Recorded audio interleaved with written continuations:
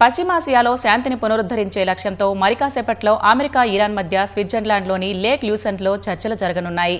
ఇందుకోసం అమెరికా ఉపాధ్యక్షుడు JD Vance, Iran parliamentary speaker Mohammad Ghalibaf, Pakistan ప్రధాని షహబాజ్ షరీఫ్ తదితరులు స్విట్జర్లాండ్లో చేరుకున్నారు. అమెరికా చర్చల ప్రతినిధులు ప్రత్యేక రాయబారి స్టీవ్ విట్కాఫ్, సలహాదారు జార్నెట్ కుష్నర్ ఇప్పటికే అక్కడ ఉన్నారు. ఇరాన్ ప్రతినిధి బృందంలో విదేశాంగ మంత్రి Abbas Araghchi, supreme national security council deputy secretary Ali Bagheri, Iran central bank governor Abdul Nasser Hemmati కూడా ఉన్నారు. పాకిస్తాన్ ప్రధాని షరీఫ్, ఆర్మీ చీఫ్ అసిం మునీర్ ఇతర ప్రతినిధులతో కలిసి జ్యూరిచ్ చేరుకున్నారు. ఖతార్ ప్రతినిధులు కూడా సమావేశంలో పాల్గొననున్నారు. యుద్ద విరమణ అవగాహన ఒప్పందం ప్రకారం శాంతి పునరుద్దరణకు చర్చలు జరిపి 60 రోజుల్లో తుది ఒప్పందానికి రావాల్సి ఉంది.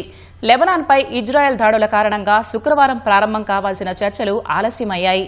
లెబనాన్లో ఇజ్రాయెల్ దాడిని నిరసిస్తూ హర్ముజ్ జలసంధిని మళ్లీ మూసివేసినట్లు ఇరాన్ ప్రకటించింది.